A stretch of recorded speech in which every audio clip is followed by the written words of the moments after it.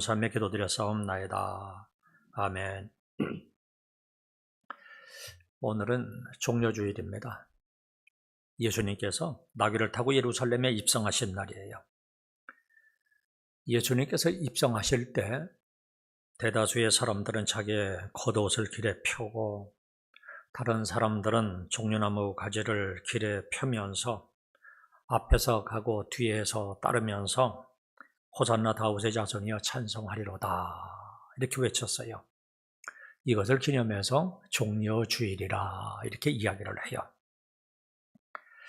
이처럼 사람들은 예수님을 왕처럼 그리고 개순장군처럼 환영을 했지만 사실은 예수님은 고난과 죽음을 향해서 가는 길이었어요.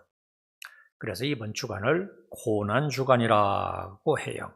그렇다면 예수님을 믿는 우리들은 주님의 고난에 동참하는 의미로 우리의 욕심과 판단을 다 내려놓고 이번 주간을 거룩하고 경건하게 보내야 돼요. 그래서 우리 교회는 이번 주간을 특별 새벽 기도회로 선포하고 예수님의 십자가에 대해서 집중적으로 묵상하고자 합니다. 이제 오늘 본문은 예수님이 잡히시기 전날 밤에 제자들과 겟세마네 동산에서 기도하는 모습이에요. 예수님은 십자가의 죽음이 얼마 남지 않았다는 것을 잘 알고 있어요. 그 십자가가 얼마나 고통스러운 것인지도 잘 알고 있어요. 기도 없이는 감당할 수 없다는 것도 잘 알고 계셨어요. 그래서 예수님은 중요한 일을 하실 때마다 기도하셨던 것처럼 십자가 사역을 앞에 두고도 제자들과 함께 기도하기를 원하셨어요. 그래서 제자들과 함께 겟세마네 동산으로 가시는데 12제자가 모두 동행하지는 않았어요. 오히려 가룟 유다는 예수님을 팔기 위해서 대제사장들과 장로들에게서 파송된 큰 무리와 함께 예수님을 잡기 위해서 오고 있었어요. 아무튼 예수님은 이제 제자들과 마지막 만찬을 하시고 유다를 제외한 제자들과 함께 감난산으로 가십니다. 감난산은 예루살렘 성전의 동쪽에 마주 서 있는 한 830m 정도 되는 얕은 산이 아니죠. 830m면. 그리고 이 예루살렘 성과 이 감난산 사이에는 기드론 골짜기가 놓여 있고 감난산이 예루살렘 성보다 한 80m 정도 높아요. 그러니까 감난산 자체는 높은 산이지만 예루살렘 성도 산 꼭대기에 있기 때문에 감난산으로 가려면 야트막한 동산과 같아요. 그래서 예수님은 평소에 이 감난산을 자주 찾으셨어요. 어찌나 자주 가셨던지 누가복음 22장 39절에 보시면 예수님이 습관을 따라 감난산에 가시매라고 말씀하세요. 그리고 누가복음 21장 37절에 보시면 예수님이 밤에는 나가 감람론이라는 산에서 쉬시니 이렇게 말씀하고 있어요. 이처럼 예수님은 낮에는 성전에서 가르치시고 밤에는 성전 맞은편에 있는 야트막한 감난산에서 쉬기도 하셨어요. 한마디로 예수님은 습관을 따라서 감난산에 가셔서 기도도 하시고 쉬기도 하신 것입니다. 그런데 오늘 본문 말씀 36절에 보시면 예수께서 제자들과 함께 겟세마네라 하는 곳에 이르러 이렇게 말씀을 하세요. 이 겟세마네는 감난산 서쪽 중턱에 있는 동산이에요. 그러니까 예수님이 감난산 그리고 감난산 중에서도 겟세마네라고 하는 곳에서 제자들과 함께 기도하려고 오신 거예요. 그런데 요한복음 18장 1절 2절에 보시면 이 부분을 이렇게 설명을 하고 있습니다. 예수께서 이 말씀을 하시고 제자들과 함께 기드론 시내 건너편으로 나가시니 그곳에 동산이 있는데 제자들과 함께 들어가시니라. 그곳은 가끔 예수께서 제자들과 모이시는 곳이므로 예수를 파는 유다도 그곳을 알더라. 예수님이 제자들과 함께 예루살렘 성에서 그 기드론 골짜기 있다고 했죠. 기드론 골짜기를 이제 건너는데 그것도 그렇게 깊숙하지 않아요. 말이 골짜기지 그렇게 깊지 않는 여간의 골짜기 모양이에요. 이제 거기를 건너서 겟세마네 동산으로 가신 거예요. 그런데 이곳은 제자들과 가끔 오신 곳이기 때문에 가룟 유다도 이곳을 알고 있었다 말씀해요. 그래서 가룟 유다도 이곳을 알고 있었기 때문에 예수님을 잡으려고 무리를 이끌고 이곳으로 온 거예요. 오늘 본문 말씀은 예수님이 제자들과 함께 겟세마네 동산에 오신 후부터 잡히시기 직전까지의 이야기를 기록하고 있어요. 다시 말하면 잡히시기 직전까지 이곳에서 제자들과 함께 기도하신 이야기를 기록하고 있습니다. 그래서 제일 먼저 예수님은 제자들과 함께 기도하기라고 하셨어요. 36절 한번 보세요.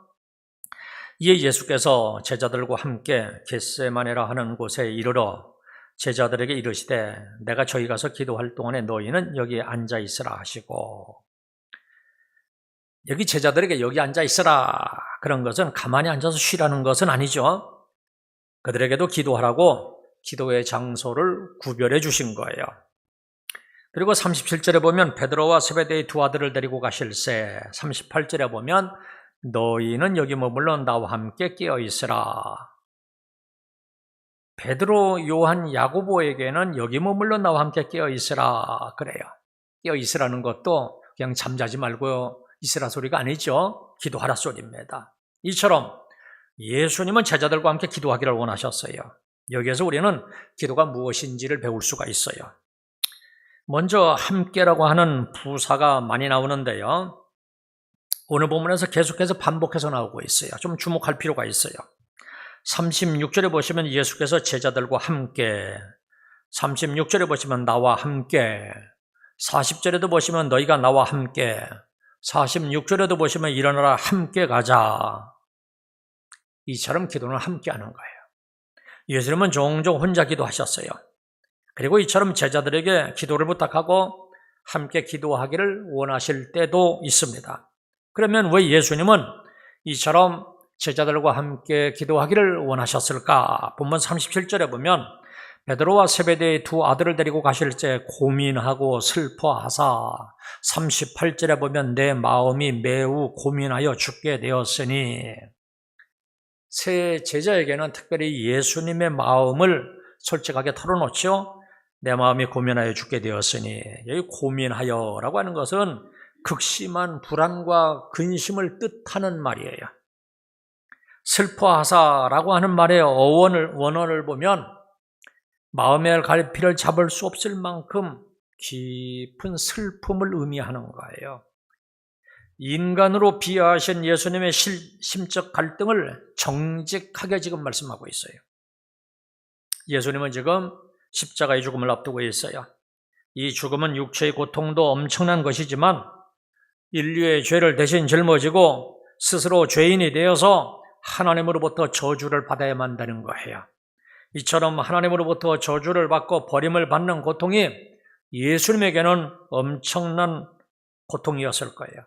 그래서 예수님은 십자가상에서 나의 하나님 어찌하여 나를 버리셨나이까 이렇게 절규하시기도 했어요. 이처럼 엄청난 고통 앞에서 예수님은 제자들과 함께 기도하기를 원하셨던 거예요. 이것은 우리들도 마찬가지입니다. 너무도 힘든 일을 만났을 때, 인간의 힘으로는 어쩔 수 없는 일을 만났을 때 우리는 함께 기도해주는 사람이 필요해요. 나를 위해서 함께 기도해주는 사람이 있다는 것이 얼마나 큰 힘이 되는지 몰라요. 그래서 사도 바울도 성도들에게 나를 위해서 기도해달라 부탁합니다. 저도 역시 여러분들에게 늘 같은 부탁을 하는 것이 이거예요. 나를 위해서 기도해주는 사람이 힘이 되기 때문에 그래요. 서로 기도해주는 기도의 동역자들을 소중히 여기시기를 바랍니다. 그리고 서로가 기도의 동역자들이 되어주시기를 바랍니다. 그렇다면 이번 특세 기간에 함께 모여서 서로 힘을 받아서 기도하고 또한 서로 중보적인 기도를 해줄 수 있기를 주님의 이름으로 축원합니다. 그리고 기도는 함께 가는 거예요. 함께 하는 거예요. 우리는 얼마든지 기도로 함께 할 수 있는 거예요. 멀리 떨어져 있고 여러 가지 사정으로 한 자리에 없을지라도 기도로 함께 할 수 있는 거예요. 예수님의 이름으로 하나가 될 수 있는 거예요. 그리고 우리는 기도로 하나님과도 함께 할 수 있는 거예요. 하나님 앞에 진정으로 무릎을 꿇는 순간 나는 하나님과 더불어 함께 하게 되는 거예요. 많이들 경험하셨을 거예요. 한참을 기도하다가 보면 나는 어느 순간부터 성령 하나님이 나와 기도하고 계시다 하는 것을 경험했을 거예요. 그러니까 기도는 하나님과 함께 하기 위해서 기도하는 거예요.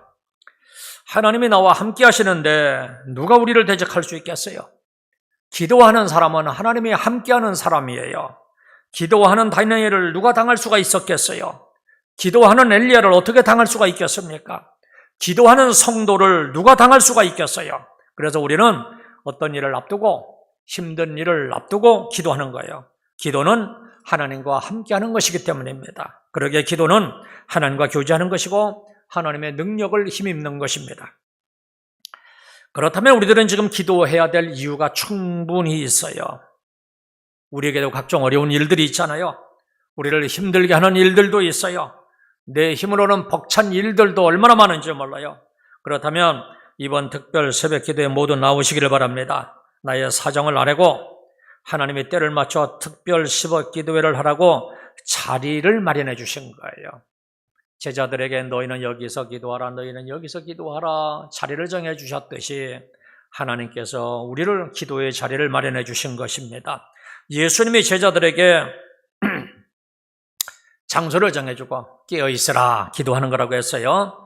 우리에게도 특별히 특세 기간을 마련해 주시고 깨어있어 나와 함께 기도하자 부르시는 거예요. 그렇다면 내일부터 한 사람도 빠짐없이 특세에 나와서 성도들과 함께 모여서 기도함으로 하나님과 함께하는 은혜가 있기를 주님의 이름으로 축원합니다. 기도하지 않으면 어떻게 되는가? 본문 41절 보세요. 시험에 들지 않게 깨어 기도하라. 제자들은 지금 기도할 때였어요. 구원 사역을 위해서 제자들에게는 엄청난 시험이 기다리고 있었어요. 기도하지 않으면 이 시험을 이길 수 없기에 깨어 기도하라고 하신 거예요. 그런데 제자들을 보세요. 40절에 보시면 제자들에게 오사 그 자는 것을 보시고 43절에도 보시면 다시 오사 보신즉 그들이 자니.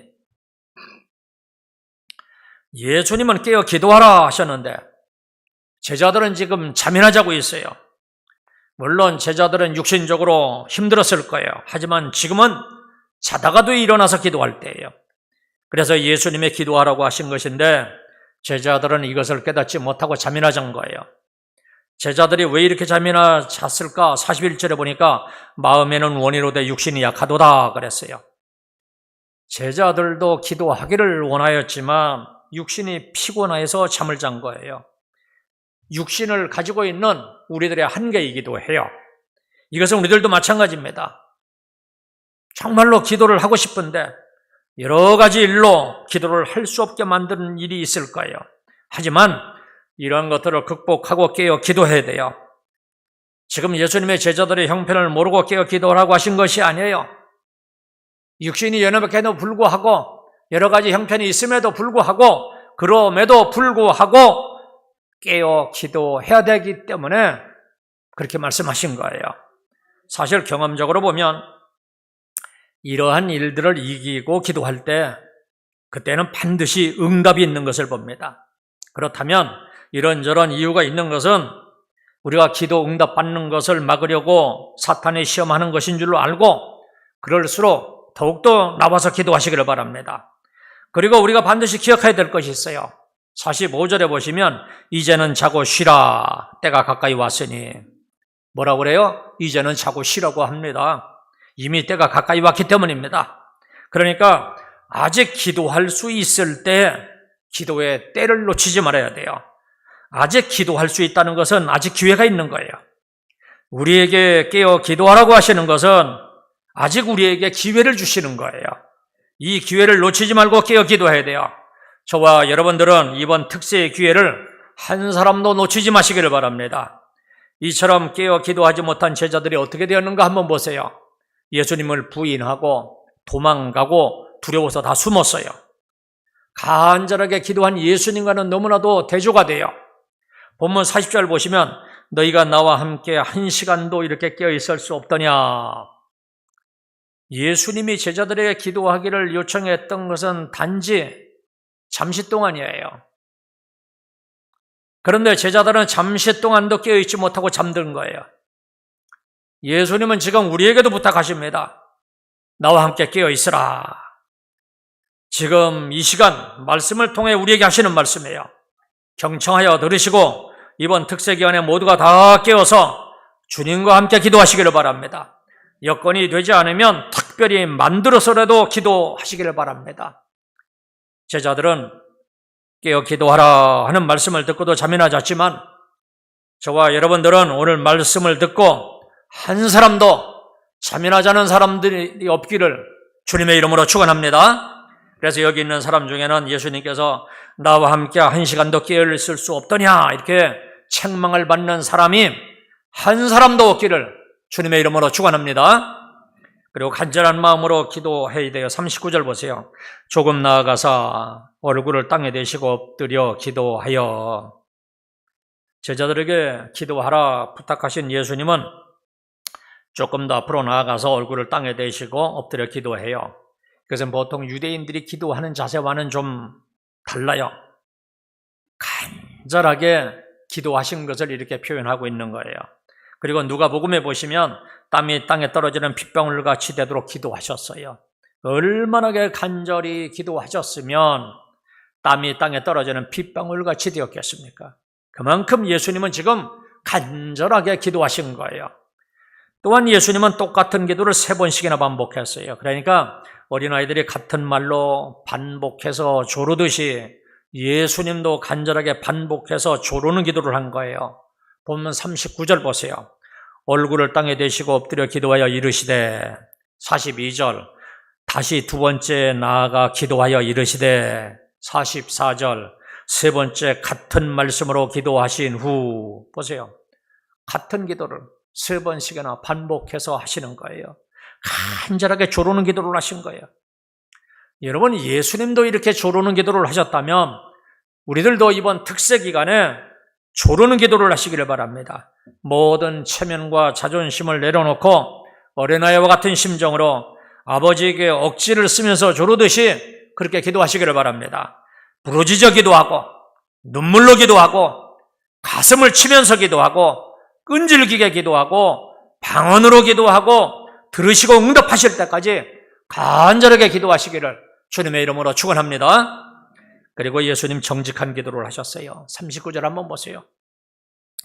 기도하여 이르시되 내 아버지여 만일 할만하시거든 이 잔을 내게서 지나가게 하옵소서. 예수님은 지금 자기 감정을 그대로 정직하게 기도해요.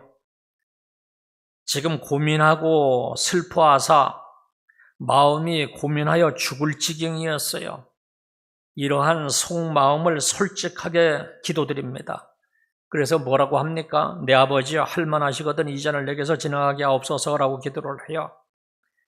이렇게 예수님은 지금 하나님에게 자기의 감정을 솔직하게 말씀드린 거예요. 어떤 분들은 예수님의 이런 나약한 기도의 모습을 보시고 실망하시는 분도 있을지 모르겠어요. 하나님의 아들이시라면서 그냥 담대하게 십자가를 받아들이는 모습을 원했을 거예요. 그러나 이러한 모습을 보면서 우리는 정말로 감사해야 돼요. 하나님이신 그분 예수님이 우리의 구원을 위해서 온전한 인간으로 오신 것이기 때문에 그래요. 하나님이 우리와 똑같은 인간으로 오신 거예요. 그리고 나약한 인간이 어떻게 기도해야 될지를 보여주시는 것이기도 해요. 그렇다면 우리들도 정직하게 마음을 드러내면서 기도하시기를 바랍니다. 솔직하게 기도해야 돼요. 시편 62편 8절에 보니까 백성들아 시시로 그를 의지하고 그의 앞에 마음을 토하라. 마음을 토하라는 건 뭐예요? 내 마음 속에 있는 것을 그냥 하나님 앞에서 그냥 솔직하게 다 말씀드리라는 말이잖아요. 쉬운 성경으로 한 번 더 읽어드리겠습니다. 사람들이 항상 하나님을 굳게 믿으십시오. 그분께 여러분의 마음을 다 털어놓으십시오. 왜냐하면 하나님은 우리의 피난처이시기 때문입니다. 그렇다면 우리들도 기도할 때 하나님 앞이라고 하나님이 듣기 좋은 기도, 하나님이 원하시는 기도만 하려고 하지 마시기를 바랍니다. 그냥 내 속마음을 솔직하게 말씀드리시기를 바랍니다. 사람들 앞에서도 정직해야 되는데 하물며 우리가 하나님 앞에서도 정직해야 되잖아요. 그냥 정직한 감정으로 기도하시기를 바랍니다. 속상한 마음도 말씀을 드리고 어려운 형편도 말씀을 드리고 두려운 마음도 말씀을 드리고 절박한 마음도 말씀을 드리고 나의 약한 마음도 말씀을 드리고 믿어지지 않는 마음도 말씀을 드리고 잘 되지 않는 부분도 말씀을 드리고 그래서 속상한 내 마음도 말씀을 드리고 그러니 하나님이 이렇게 도와주십시오. 아주 구체적으로 말씀을 드리시기를 바랍니다. 이렇게 기도할 때 하나님은 우리의 기도가 거기서 끝나지 않게 하세요. 우리의 기도를 다 들으시고 우리의 입술을 통해서 우리 스스로 바뀐 기도를 할 수 있도록 도와주세요. 예수님의 경우에는 어떻게 바뀌었는지 한번 보세요. 본문 39절에 보니까 그러나 그렇게 솔직하게 표현한 다음에 그러나 나의 원대로 마옵시고 아버지의 원대로 하옵소서. 보세요. 예수님도 처음에는 아버지여 만일 할만하시거든 이 잔을 내게서 지나가게 하옵소서 이렇게 기도를 했어요. 예수님도 십자가를 피하고 싶어서 이러한 기도를 하신 거예요. 그러나 지금은 나의 원대로 마옵시고 아버지의 원대로 하옵소서 이렇게 기도를 해요. 하나님의 뜻을 구하는 기도로 바뀌는 것을 봐요. 우리들도 마찬가지입니다. 처음에는 솔직한 마음으로 간절하게 기도하시기를 바랍니다. 이렇게 기도하다가 보면 어느 순간부터 성령 하나님이 우리의 기도를 대신 받아서 해주시는데 이처럼 우리 입으로 우리 스스로 하나님의 뜻대로 바뀌는 기도를 하게 해주십니다. 그러니까 억지로 그런 기도를 하는 게 아니에요. 처음에는 내 마음의 감정을 그대로 솔직하게 말씀을 드리면 어느 순간부터는 내 기도가 이렇게 바뀌어 있는 것을 보고 우리 스스로 깜짝 놀랄 거예요. 아니, 내가 지금 어떻게 이런 기도를 하고 있지? 여러분, 이것이 바로 기도 응답이에요. 두려워할 필요가 없어요. 이쯤 되면 두려워할 필요가 없는 거예요. 믿음으로 순종하기만 하면 돼요. 예수님을 보세요. 능히 십자가를 잘 감당하시잖아요. 그리고 구원 사역을 온전히 이루십니다. 오늘 본문에서도 이후에 예수님이 어떻게 하시는지 보세요. 이제는 일어나 가자고 하세요. 46절 한번 보세요. 일어나라 함께 가자 나를 파는 자가 가까이 왔느니라. 예수님을 잡으려고 무리들이 가까이 오는 것을 아시고 하시는 말씀이에요. 기도를 다 마치신 후에 하신 말씀이에요. 이제 주님은 물러서지 아니하고 두려워하지 않아요. 당당하게 그들 앞에 서십니다. 그래서 나를 파는 자가 가까이 왔으니 일어나자, 일어나라, 함께 가자 이렇게 말씀하세요. 그러니까 예수님은 힘이 없어서 잡히신 것이 아니라 기도를 하신 후에 하나님의 뜻을 확인하고 하나님의 함께 하심을 믿고 스스로 저들에게 잡혀가시는 거예요. 기도하기 전에는 고민하여 죽을 정도로 슬펐지만 이제 기도하는 후에는 주님의 때에 대한 분명하고도 정확한 인식을 가지고 침착하게 일어나서 자신을 파는 자들을 맞으러 나가신 거예요. 이제는 회피하지 아니하시고 의연하게 맞으러 나가시는 거예요. 이러한 담대한 태도는 성부 하나님에 대한 절대 순종의 모습이에요. 예수님은 우리에게서도 이러한 모습을 원하세요. 아니, 기도한 후에는 우리에게도 이러한 은혜를 주시는 거예요. 기도한 후에는 우리도 일어나 주님과 함께 갈 수 있는 거예요. 일어나라, 함께 가자. 기도한 후에는 주님께서 우리를 향하여 삶의 현장으로 함께 가자 이렇게 말씀하십니다. 하나님의 뜻을 이루기 위해서 함께 가자는 거예요. 이제는 승리의 현장으로 함께 가자는 거예요. 두려워하지 말고 나와 함께 가자는 거예요. 그렇다면 우리는 기도하지 않을 수가 없어요. 기도하면 성령의 충만함을 받고 예수님처럼 담대해질 수가 있어요. 내가 할 일을 확신을 가지고 믿음으로 할 수가 있어요. 하나님의 능력으로 할 일을 멋지게 해낼 수가 있어요. 그렇다면 기도의 기회를 주신 것을 믿음의 눈으로 바라보고 감사하시기를 바랍니다. 나의 기도를 통해서 이루실 일을 바라보고 깨어 기도하시기를 바랍니다. 이번 특세에 기대하는 마음으로 나오시기를 바랍니다. 마음에 고민이 있으면 믿음으로 가지고 나오세요. 미워하는 마음도 믿음으로 가지고 나오세요. 해결해야 될 문제가 있으면 그것도 믿음으로 가지고 나오시기 바랍니다. 아무리 해도 혼자 힘으로 할 수 없는 것들이 있으면 다 가지고 나오시기 바랍니다. 꼭 해야 될 중요한 문제가 있으면 가지고 나오시길 바랍니다.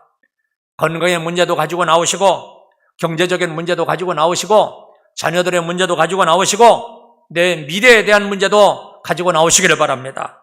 어떤 문제든지 이번 특세에 모두 다 가지고 나와서 깨어 기도함으로 일어나서 주님과 함께 가는 은혜가 있기를 주님의 이름으로 축원합니다. 이제 기도하겠습니다.